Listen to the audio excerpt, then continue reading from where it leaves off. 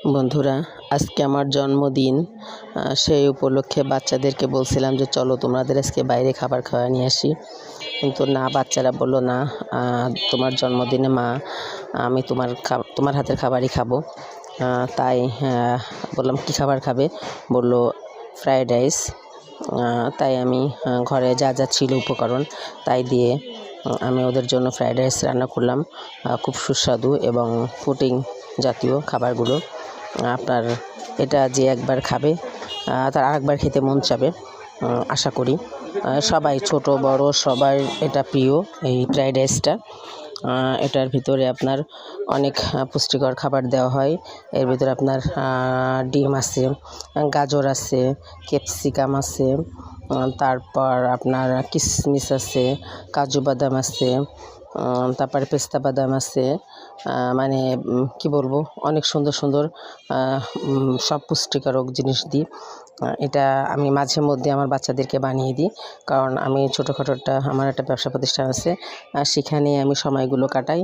বাকি সময়গুলো আমার বাচ্চারা যখন যেটা চাই বাসায় আসলে, কারণ বাচ্চাদেরকে তো আমি ওভাবে সময় দিতে পারি না, তাই আমি রান্না করতেও ভালোবাসি। সেই ক্ষেত্রে ওদেরকে আমি নতুন নতুন কোনো আইটেমের রান্না করে দিই, যেটা খেয়ে ওরাও খুশি। বাইরের খাবার ওরা বেশি একটা পছন্দ করে না, ঘরের খাবার খেতে পছন্দ করে।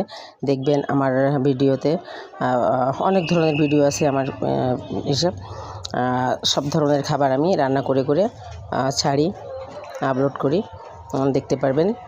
তবে খাবারগুলো, যে খাবারটাই বানাই না কেন, সব খাবারগুলো সুস্বাদু এবং খুব টেস্টি।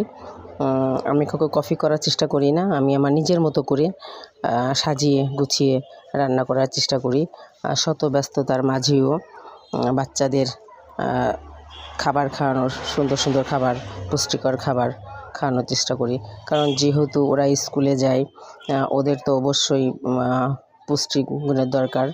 কারণ বাচ্চারা টিফিন যেটাই বলেন, এটা কিন্তু আপনি এর সাথে একটা ডিম পোস্ট করেও কিন্তু ওরা টিফিনে নিয়ে যেতে পারে। ফ্রায়েড রাইসটা একটা ডিম পোস্ট করেও এই ফ্রায়েড রাইসটা আপনি টিফিনের সাথে নিতে পারবেন, কারণ এর ভিতরে হালকা হালকা একটু মিষ্টি মিষ্টি ভাবও আসবে, যেহেতু কিশমিশ থাকবে, কাজু বাদাম থাকবে, তারপরে হালকা একটু চিনি দিতে হবে।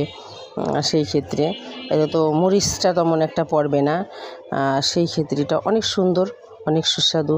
আপনারা যারা বাসায় বেকার বসে থাকবেন, তারা কিন্তু অবশ্যই এই ভিডিওটা দেখে ট্রাই করবেন রান্না করার।